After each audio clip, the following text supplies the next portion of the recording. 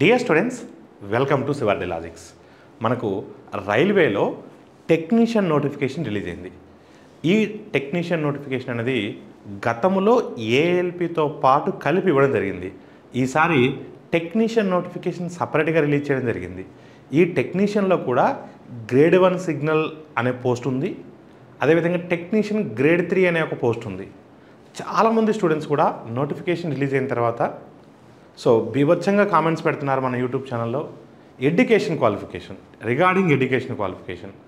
Sir, నాకు ఈ education qualification ఉంది, నేను ఎలిజిబుల్ అవునా కాదా, నాకు ఇది ఉంది, నాకు ఎన్ని పోస్టులకి నేను ఎలిజిబుల్. మనము ఒక వీడియో చేయడం జరిగింది. ఏది నోటిఫికేషన్ వచ్చిన తర్వాత క్లియర్ కట్గా ఫుల్ వీడియో చేయడం జరిగింది. అదేవిధంగా మన ఇన్స్టాగ్రామ్లో ప్రతిదీ కూడా షార్ట్స్ రూపంలో మీకు ఈజీగా ఒక్కొక్క సబ్జెక్ట్ మీద ఒక్కొక్క షార్ట్ చేయడం జరిగింది. అయినప్పటికీ కూడా చాలామంది కామెంట్స్ పెడుతున్నారు. ఆ కామెంట్స్కి మాన్యువల్గా రిప్లై ఇవ్వలేకపోతున్నాను. అందుకనే ఈ వీడియో ద్వారా మీకు క్లియర్ కట్, అంటే ఏ ఎడ్యుకేషన్ క్వాలిఫికేషన్ ఉంటే ఏ పోస్టులకి ఎలిజిబుల్, ఏ జోన్లో ఆ పర్టికులర్ పోస్ట్కి ఎన్ని పోస్టులు ఉన్నాయి అనేది నేను ఈ వీడియో ద్వారా మీకు ఎక్స్ప్లెయిన్ చేయబోతున్నాను. ఈ వీడియోను కూడా స్టూడెంట్స్ మీరు ఒకటి గమనించాలి. వీడియోను పూర్తిగా వినండి. పూర్తిగా వింటే మీరు ఎలిజిబుల్ అవునా కాదని తెలుస్తుంది. మీరు సగం వింటారు, ఇమీడియట్గా కామెంట్ పెట్టేస్తున్నారు, సార్ నేను ఎలిజిబులా కాదా. దీంట్లో ఈ వీడియోలో మాత్రం చాలా క్లియర్ కట్గా ఎక్స్ప్లెయిన్ చేస్తాను. 1-2 సార్లు వినండి. విన్న తర్వాత మీకు క్లారిటీ వస్తుంది, మీరు ఎలిజిబుల్ అవునా కాదా. ఎలిజిబుల్ అయితే ఏ పోస్టులకు ఎలిజిబుల్, ఓకే, ఏ పోస్ట్కి ఎలిజిబుల్ అయితే ఎన్ని వేకెన్సీస్ ఉన్నాయి అనేది కంప్లీట్గా కూడా ఈ వీడియోలో మనం డిస్కస్ చేయబోతున్నాం. చూడండి, ఫస్ట్ గ్రేడ్ 1 సిగ్నల్ గురించి డిస్కస్ చేద్దాం. ఇది మనకు ఫస్ట్ టైం మనకు ఈ నోటిఫికేషన్ రావడం జరిగింది. సో ఈ గ్రేడ్ 1 సిగ్నల్ అనేదానికి అసలు ఫస్ట్ ఆఫ్ ఆల్ ఎవరు ఎలిజిబుల్ చాలా క్లియర్గా చెప్తున్నాను. ఇక్కడ బీఎస్సీ వాళ్ళు, బ్యాచిలర్ ఆఫ్ సైన్స్ బీఎస్సీ వాళ్ళు, ఆ బీఎస్సీలో కూడా ఏ సబ్జెక్ట్స్ చదివి ఉండాలి. అంటే బీఎస్సీ ఫిజిక్స్ కానీ, కొంతమంది ఏమడుతారంటే సార్ బీఎస్సీ మేము ఎంపీసీ చేసాం సార్, అంటే మ్యాథ్స్ ఫిజిక్స్ కెమిస్ట్రీ చేసాం, ఎలిజిబులేగా. ఫిజిక్స్ అనేది వన్ ఆఫ్ ద సబ్జెక్టే కదా. బీఎస్సీ ఎంపీసీ చేసిన వాళ్ళు ఎలిజిబులే కదా. బీఎస్సీ ఫిజిక్స్ అన్నారు, ఎస్ ఎలిజిబుల్. నెక్స్ట్ ఎలక్ట్రానిక్స్, కొంతమంది బీఎస్సీ ఎలక్ట్రానిక్స్ చేసుంటారు, yes eligible. BSc computer science చేసుంటారు, yes eligible. BSc information technology చేసుంటారు, ఎస్ ఎలిజిబుల్.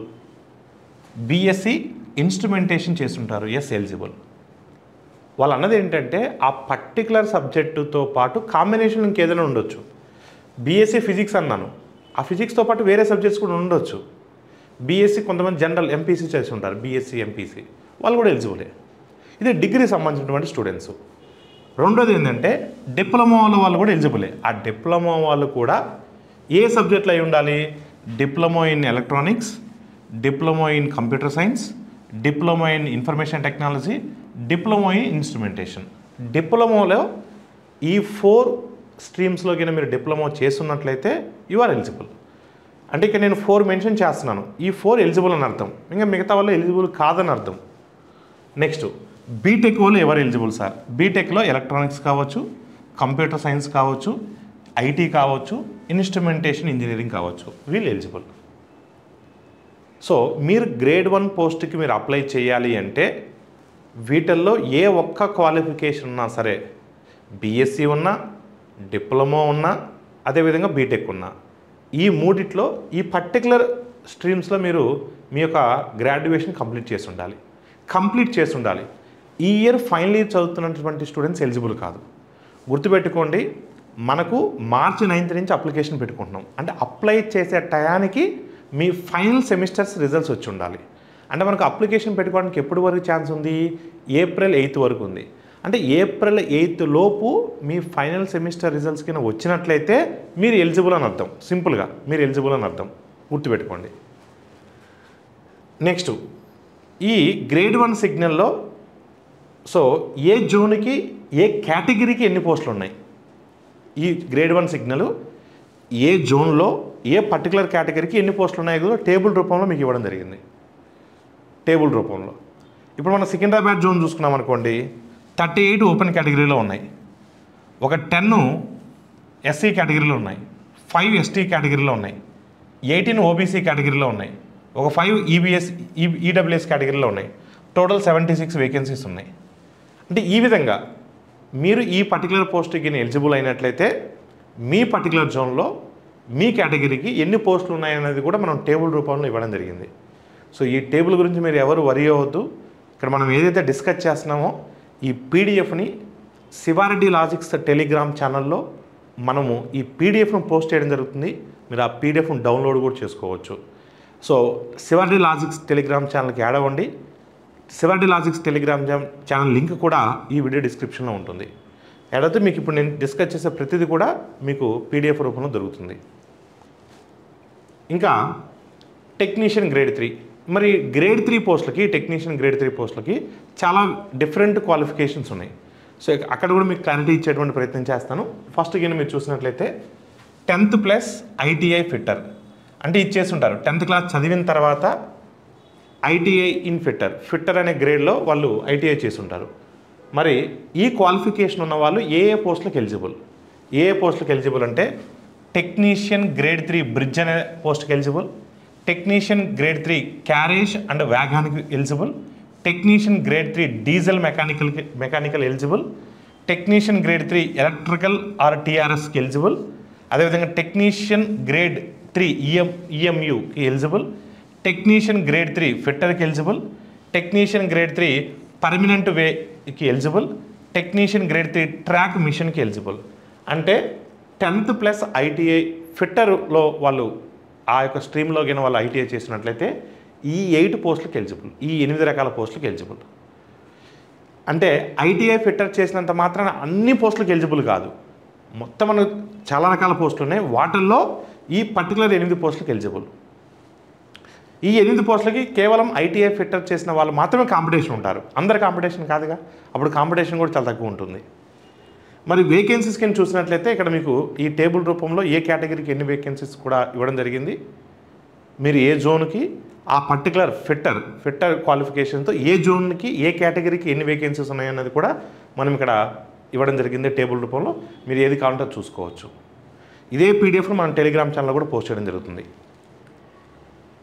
ఇంకా 10th తర్వాత ఐటీఐ అనేది ఎలక్ట్రానిక్స్ మెకానిక్ చేసి ఉంటారు. వాళ్ళు ఏ పోస్టులకు ఎలిజిబుల్ అంటే ఇక్కడ 7 పోస్టులు ఉన్నాయి. ఈ 7 పోస్టులకు ఎలిజిబుల్ వాళ్ళు ఆ పర్టికులర్ స్ట్రీమ్లోకి ఐటీఐ చేస్తుంటే ఇక్కడ 7 పోస్టులు ఉన్నాయి. ఆ 7 పోస్టులకు వాళ్ళు ఎలిజిబులే. ఎవరైతే పర్టికులర్గా ఆ యొక్క స్ట్రీమ్లో చేస్తుంటారో ఈ 7 రకాల పోస్టులకు వాళ్ళు ఎలిజిబుల్. మరి ఈ 7 పోస్టులకి కేవలం ఆ పర్టికులర్ స్ట్రీమ్లో చేసిన స్టూడెంట్సే ఎలిజిబుల్.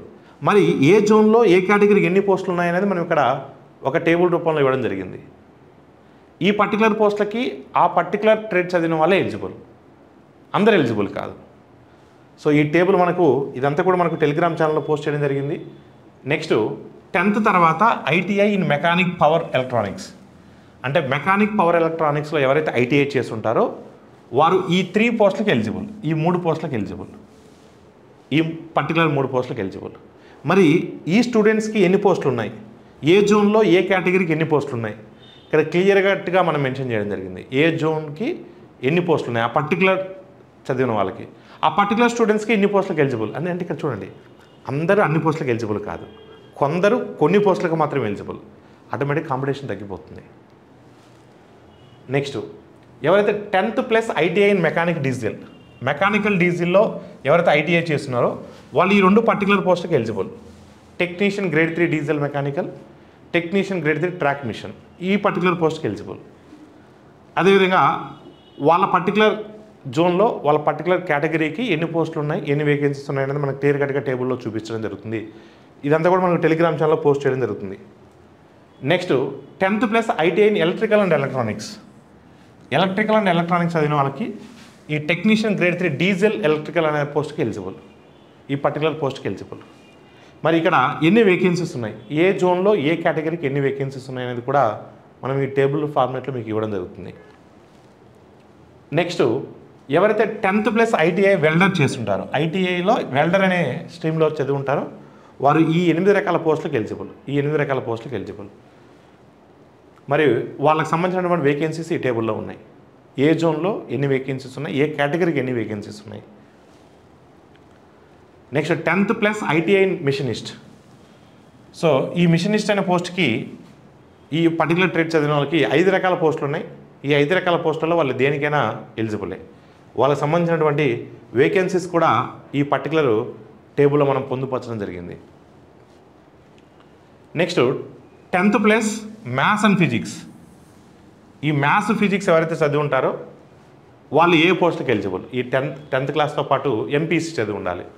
కొంతమంది ఏమంటున్నారంటే సార్ మేము ఎంపీసీ చదివినాం, కెమిస్ట్రీ కూడా ఉంది కదా సార్ అంటారు. నానా కెమిస్ట్రీ ఉంది కానీ మ్యాథ్స్ ఫిజిక్స్ ఉందిగా, ఎక్స్ట్రా సబ్జెక్ట్ ఉండడం వల్ల నష్టమేం లేదు. కావాల్సిన సబ్జెక్ట్ ఉన్నదే చూసుకోవాలి.